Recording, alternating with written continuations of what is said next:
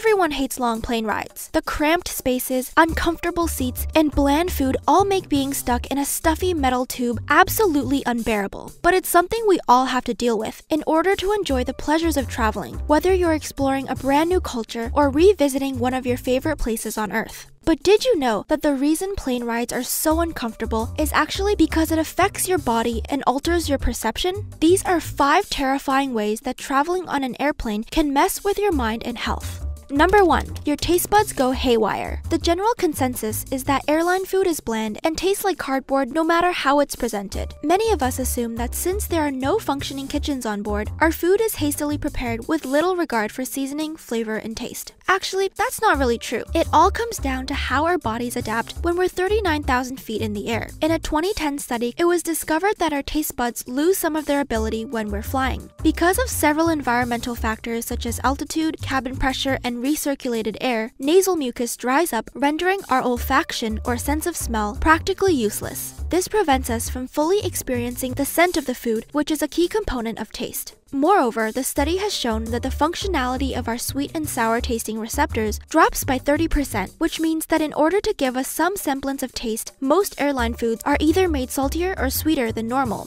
Number 2. Blood oxygen drop and mild hypoxia. Do you often feel tired or drowsy just from sitting in an airplane? This may be because at extremely high altitudes, the air becomes thinner and our blood absorbs less oxygen than it should, stagnating our circulation and basically slowing us down. Airline cabins are designed to control air pressure in order to simulate an environment akin to being on top of a 6,000 to 8,000 foot mountain. This environment forces the body to absorb less oxygen, thus causing fatigue and sleepiness. The decreased pressure on airline flights can in fact reduce a person's blood oxygen by 6 to 25%. It's not an issue for healthy passengers, but those who have respiratory problems, smokers, and even the elderly may experience a bit more discomfort. Mild hypoxia or oxygen deficiency can also influence a person's ability to think clearly. Studies have shown that in altitudes above 12,000 feet, even the healthiest of adults can experience memory problems and a mild impediment in their ability to make decisions and perform calculations. Number 3. Your internal clock is messed up.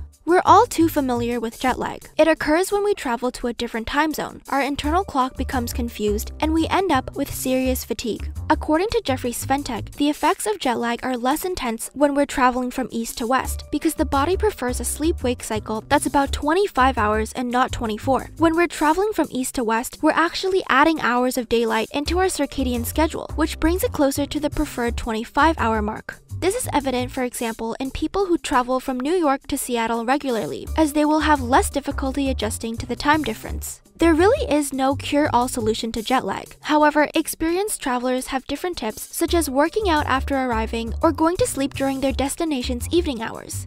Number 4. Your skin dries out. The air inside a cabin is pressurized and recycled. Because of these conditions, the interior of a standard commercial airline has a humidity level lower than most deserts. According to the Association of Heating, Refrigeration, and Air Conditioning Engineers, a humidity level between 30 and 64% is required to keep our bodies comfortable. But when we're thousands of feet in the air, that level drops and its effects are felt almost immediately as the natural moisture in our skin evaporates, leaving our face and hands dry and itchy. The effects of skin dryness will be amplified if a person is stressed because the body releases cortisol. This hormone greatly impacts our skin's ability to act as a barrier against outside elements, so people can end up with acne breakouts, redness, and blotchiness. Number 5. Anxiety levels peak and mood changes. It's bad enough that many of us suffer from stress and anxiety when traveling. Whether it's the fear of flying or being in a cramped space, stress can be very debilitating. Dr. Stephen Legg at Massey University states that some aspects of mood can be altered by exposure to cabin pressures equivalent to altitudes of 6,000 to 8,000 feet. Legg also discovered that apart from low levels of oxygen in the blood, mild dehydration also has an effect on a passenger's mood. On top of anxiety, several studies have shown that other negative emotions and moods can peak when reaching high altitudes, making people even more irritable and prone to mood swings. Despite all of this, we definitely shouldn't be discouraged from traveling. After all, overcoming that 16-hour flight sitting in between a crying baby and an extremely chatty stranger makes that first breath of fresh air after stepping out of the airport even more rewarding.